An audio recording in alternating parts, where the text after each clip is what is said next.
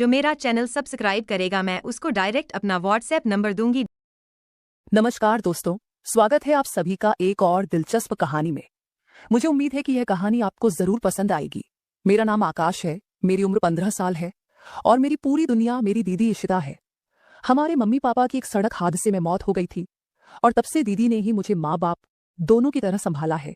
उनकी उम्र 25 साल है और वह एक प्राइवेट जॉब करती हैं जिससे हमारा घर चलता है। दीदी की शादी की उम्र हो चुकी है, लेकिन वह सिर्फ मेरे लिए शादी नहीं कर रही है।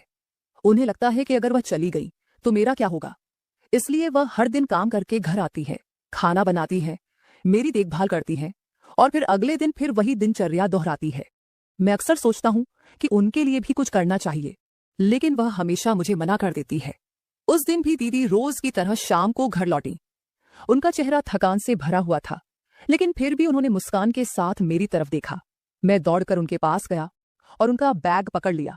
दीदी, आप बहुत थक गई हो, मैं आपके लिए पानी लाता हूँ। उन्होंने प्यार से मेरे सिर पर हाथ फेरा और कहा, नहीं, मैं खुद ले लूंगी। मैंने फिर भी जिद की और जल्दी से पानी का गिलास भरकर उनके हाथ में दिया। उन्होंने हल्की मुस्कान के साथ पानी पिया और फिर सीधा बाथरूम चली गई। मैं दरवाजे के पास ही खड़ा था, सोच रहा था कि कैसे उनकी मदद करूं। जैसे ही वह बाहर आई, मैंने कहा, दीदी, आज मैं खाना बना दूं। उन्होंने तुरंत सिर हिलाया, नहीं, रहने दो, मैं कर लूंगी, तुम जाकर बैठो। लेकिन दीदी, आप बहुत थकी हुई हो, मैं आपकी मदद कर सकता हूं ना, मैंने फिर से कहा। उन्होंने हल्की हंसी के साथ कहा, तुम सिर्फ 15 साल के हो, तुम्हें क्या आता है, मैं सीख लूंगा, मैंने उत्साह से कहा। दीदी ने गहरी सांस ली और बोली, ठीक है, लेकिन सिर्फ सब्जियां काटने में मदद कर सकते हो और ध्यान रखना, उंगली मत काट लेना। मैं खुशी खुशी किचन में चला गया और उन्होंने मुझे सब्जियां काटने को दी।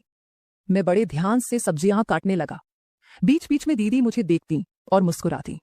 धीरे धीरे हमने साथ में खाना बनाना शुरू किया। वह रोटियां बेल रही थीं और मैं सब्जियों को हिलाने का काम कर रहा था। ये सब मेरे लिए बहुत खास था, क्योंकि मैंने पहली बार दीदी के साथ मिलकर कुछ किया था। खाना बनने के बाद हम दोनों ने साथ में टेबल पर बैठकर खाना खाया। दीदी को शायद अच्छा लग रहा था कि आज मैंने उनका थोड़ा बोझ कम किया। रात को जब मैं दूध पीकर उनके पास लेट गया, तब भी मुझे नींद नहीं आ रही थी। मैं करवट लेकर दीदी की तरफ देखने लगा। दीदी, आप बहुत थक गई होंगी, मैं आपके पैर दबा दूं, मैंने धीरे से कहा। उन्होंने हल्की हंसी के साथ कहा, नहीं, रहने दो। लेकिन मैंने जिद की, प्लीज दीदी, आप इतना काम करती हो, थोड़ा आराम तो मिलना चाहिए ना। उन्होंने मेरी तरफ देखा, फिर लंबी सांस लेकर कहा, ठीक है, लेकिन मेरे पैरों में दर्द नहीं हो रहा, मेरी पीठ में हल्का दर्द है, अगर चाहो तो वह दबा सकते हो। मैंने तुरंत कहा, ठीक है, आप उल्टी होकर लेट जाओ, मैं दबा देता हूं। दीदी हल्का सा हंसते हुए उल्टी होकर लेट गई और मैंने धीरे धीरे उनकी पीठ को दबाना शुरू किया। उनके लंबे बाल बिस्तर पर बिखरे हुए थे और उनकी आंखें हल्की हल्की बंद हो रही थीं। कुछ देर बाद अचानक मेरे मन में एक ख्याल आया। मैंने करवट लेकर पूछा, दीदी, क्या हम कुछ दिनों के लिए कहीं बाहर घूमने नहीं जा सकते? दीदी ने मेरी ओर देखा और हल्की मुस्कान के साथ कहा, अभी मैं बहुत बिजी हूं। मैंने थोड़ा नखरे के साथ कहा, अरे दीदी, बहुत दिन हो गए, कहीं तो चलो। उन्होंने थोड़ा सोचा और कहा, ठीक है, चलेंगे, लेकिन अभी नहीं। मैंने फिर जिद की, दीदी, कम से कम कोई डेट तो बताओ, नहीं तो मैं आपको सोने नहीं दूंगा। आखिरकार उन्होंने हार मान ली और हल्की हंसी के साथ कहा, ठीक है, संडे को चलेंगे। सुबह होते ही मैं खुशी से उछल पड़ा और दीदी से बोला, दीदी, आपने संडे का वादा किया है, भूल मत जाना। दीदी हल्की मुस्कान के साथ बोली, मुझे याद है, लेकिन पहले तुम स्कूल के लिए तैयार हो जाओ। मैंने शरारती अंदाज में कहा, मैं तो तैयार हो जाऊंगा, पर आप तो खुद को देखो, अभी तक तैयार नहीं हुई। दीदी थोड़ा मुस्कुराई और बोली, अच्छा बाबा, मुझे एक हेल्प चाहिए। मैंने उत्सुकता से पूछा, क्या हुआ? वह हल्का सा शर्मा गई और बोली, मुझे समझ नहीं आ रहा कि आज क्या पहनूं। मैंने चौंक कर पूछा, दीदी, आज कुछ खास है क्या? वह हल्का सा मुस्कुराई और धीरे से बोली, मैंने तुम्हारे लिए जीजू ढूंढ लिया है।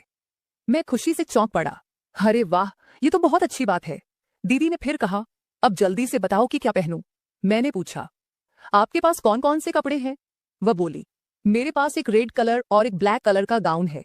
मैंने सोचा और फिर कहा, दीदी, आपका रंग तो दूध की तरह साफ है, आप पर ब्लैक कलर बहुत अच्छा लगेगा। वह मुस्कुराई और बोली, तुम्हें कैसे पता? मैंने हंसकर कहा, दीदी, मैं भी एक लड़का हूं और लड़कों की पसंद मुझे पता है। दीदी हंसते हुए बाथरूम में चली गई और नहाकर ब्लैक गाउन पहन लिया। वह सच में बहुत सुंदर लग रही थी। फिर मैं भी जल्दी से तैयार होकर स्कूल चला गया। लेकिन मन में खुशी थी कि दीदी भी अपनी जिंदगी में आगे बढ़ने वाली है। तो दोस्तों, यह थी मेरी कहानी। अगर आपको यह कहानी पसंद आई तो अनवी स्टोरीज को सब्सक्राइब करें और अपने विचार हमसे जरूर साझा करें। धन्यवाद।